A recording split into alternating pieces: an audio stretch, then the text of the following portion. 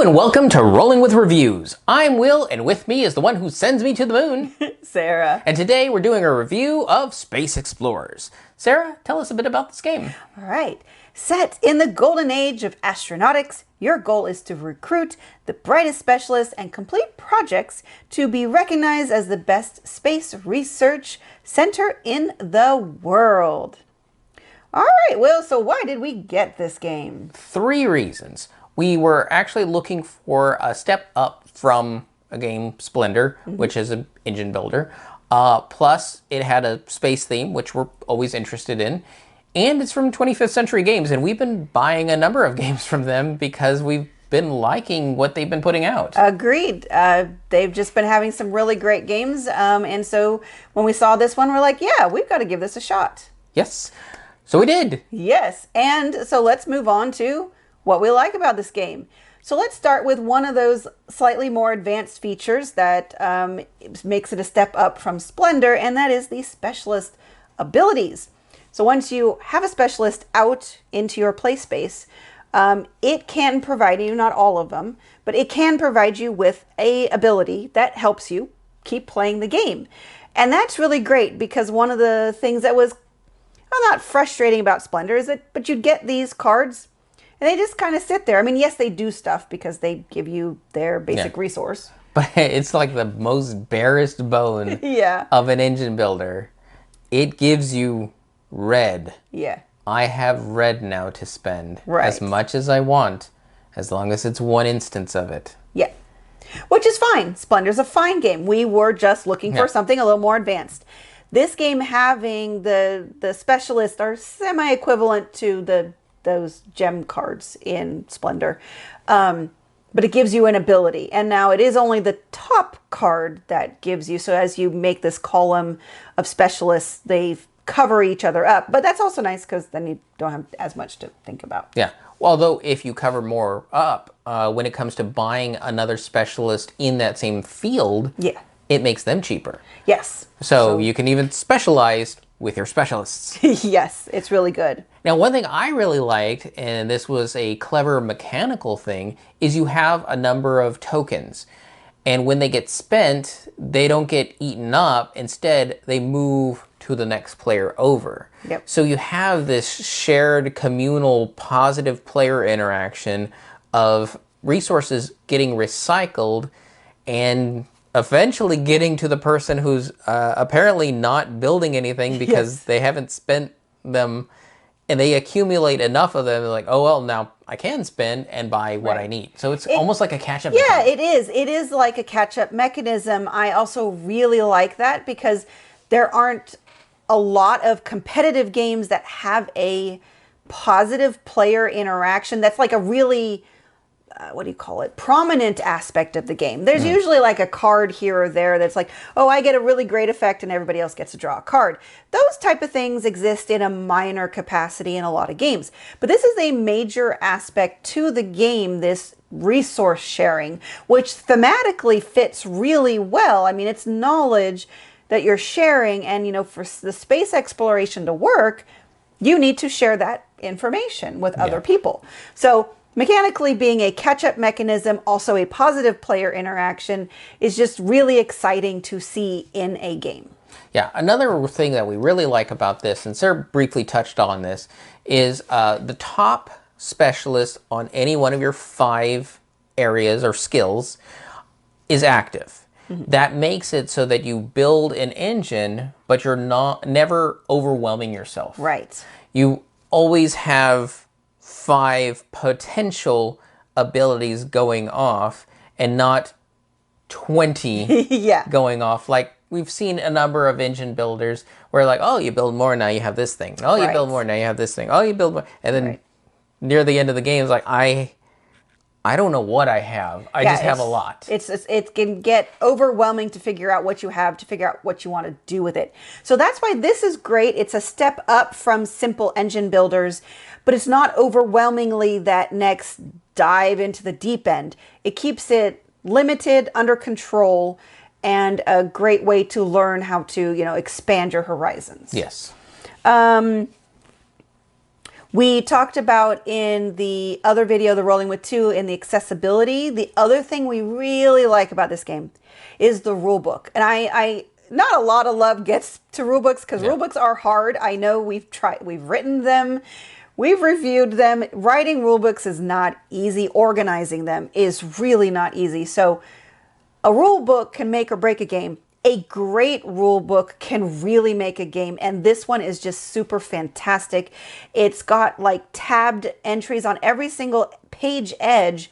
It will tell you what section that page is in, and it's organized. I mean, it's very thematic the way it looks, but it's also super organized, and it makes that rule book very accessible. And the back of it has a great reference and overview. Plus, even then, there's a player sheet that's going to give you all the specialist abilities. So they really did a great job. There's a lot of information in this game.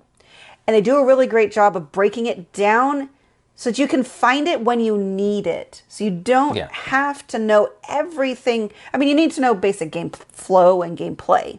But you don't need to know what every single specialist does until you have that specialist in front of you and you want to use it. Yeah. This is the game I would recommend for designers. Like, well, how do I make a good rule book?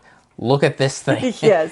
And copy it. Just copy it as much as you can because it is a great rule book. Yep, it really is. So that really covers what we like about the game. Let's talk about the few things that we don't like about the game. Yeah, for me, it's so this game works like a lot of engine builders that want to move fast. It uses micro turns. These turns are almost a little too micro. Yeah. Because it's just getting a card. Getting a card. Yeah. Getting a card. Oh, now I can play something and maybe a few things trigger. And it just almost narrows a little bit too much. And especially the acquisition of cards is very crucial because there are certain abilities that do let you speed up getting cards. Mm-hmm.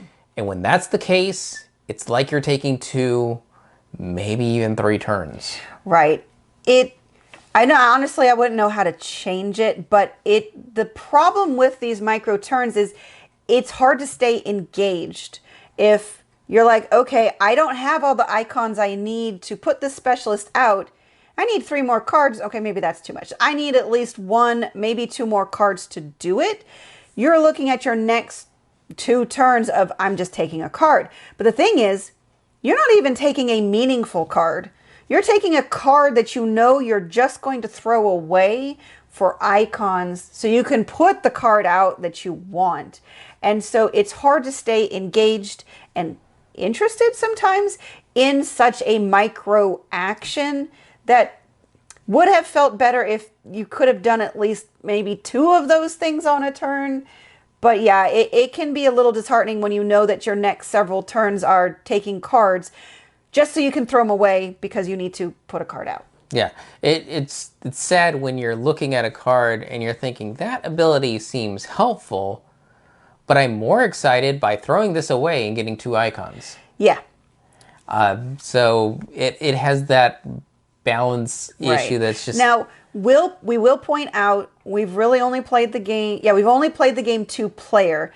And we do believe that in a more player game, there will be less reliance on the cards because there will be more research tokens active in the game since every player comes with a set of those research tokens. Yeah. So those would hopefully be utilized more and rotate around the board and help supplement so you don't need to rely on cards quite as much to throw away to pay for the cards that you want to put into play. Yeah, because theoretically, you should have this rolling effect. So player 1 builds a card, passes to player 2. To the left. Yep. Player 2 builds something, some of that comes rolling to me. I build something that rolls to Sarah. Mm-hmm. And then that keeps going rolling around. So then that's when, just getting a card becomes not so painful, especially if someone is drawing 2 cards. Right. Because especially in a 2-player game, if one person gets card advantage, it is a huge advantage over the other person.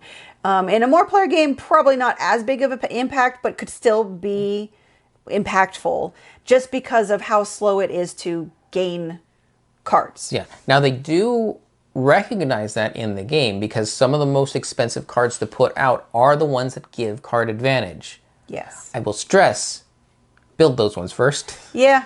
Because if you do, then you have a much better chance at just wiping the floor with whoever you're playing against. Right. I mean, you do have to balance it because if that specialist is the one you build first, you're not going to want to cover it over. So you're going to want to make sure you build a specialist type that you're not going to need a lot of that specialist type to build a project. Right. So, for example, if there's not a lot of green needed in the projects, Sea View, I mean, not that you can really see, but if you happen to get a green specialist that gives you card drawing, then that's easy to build first because you know you're not going to want to cover it up. Right. The good news is that was really the only two issues we saw with the game is and that... as you can see, the game does have ways to address the fact, more expensive, don't cover it up, otherwise you're going to lose potential benefits, abilities. So it's not completely disregarded and go, well, I didn't think about that, so now it's broken. No, it's not broken. It's just, it can come off as being a little bit unsatisfying. Correct. Especially if you're on the end where I don't have card advantage. Yeah. I just need something. My turns are so small. Yep, exactly. Well, then let's move on to our rating. So for our ratings, we each have 1d6 worth of ratings to give. We give a number where 1 is low, 6 is high. We give a reason why. Add those two numbers together and see what it rolled for us. Sarah, what did Space Explorers roll for you? It rolled a 4. I do really like it. I like it more than Splendor. I haven't talked much about Splendor in this video because this is not about Splendor, but we got this game kind of to replace Splendor, and it does that for me. I will always want to play this over Splendor. I will always recommend this over Splendor because I do enjoy the extra abilities that the specialists have and the shared research tokens. I really do enjoy that. Why it doesn't get higher marks than a 4 is that it comes down to those micro turns. It doesn't completely engage me all the time. So I'm not always going to feel in the mood for this game. But I think also what's really holding me back is we've really only played it at 2 players. We have yet to really try it at 3 or 4. And so it's very possible that my feelings and rating of the game would change. I'm really hopeful that as we work through this pandemic, hopefully we'll be able to, get together with our friends again and teach this to them and see how they like it. And then that might also change my opinion of it. For me, it also rolled a 4. The points at which it comes down, because don't get me wrong, this is a fantastic game full of just clever design, some great mechanics thrown in. I have to really be in the mood for an engine builder that's more tactically focused than strategically focused. Yes. I know I absolutely love an engine builder when it's strategically focused because I build an engine, I run it to do a thing I want it to do.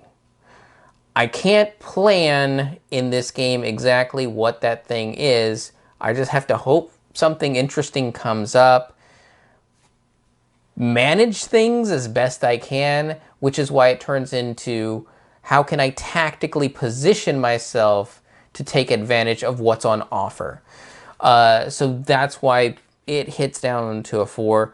And I think there are just a few things like we had issues with that if they pop up, I can see it ruining the experience for at least one of the players. And if we're only playing a 2-player game, that's half the players. Yeah, that's true. So, 4 for me, 4 for Sarah, 8 out of 12. Fairly solid score, though. Yeah, it's still a solid score, and I do agree with Will, and I think that's one of the things I failed to recognize. This game is much more tactical. I am also more in favor of strategic engine builders. I mean, there always will be tactical nature to engine builders just because of the random elements that are almost always in engine builders. but the whole thing is tactical. Usually you can build something up to a certain point because then you can start making strategic decisions. In this one, you're always at the whim of what's coming out, where can you shift, who took which projects, how are you going to reset or shift to what's still available to do. I'm not great at that. Will knows, I'm not really great at quickly changing tactics to do something else. I am much more of a strategic planner. And if I can't do that, then yeah, it's difficult for me.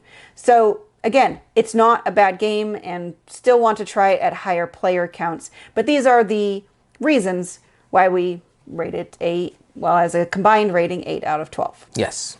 So hopefully any or all of that is helpful to you. That'll do it for us here at Rolling with Reviews. If you have any questions, comments, or concerns, you can reach us on the various social media platforms at Rolling with Two, that's TWO. We're on Twitter, Facebook, and Instagram, and on YouTube. Please like and subscribe. And come to space with us because we are Rolling with Reviews.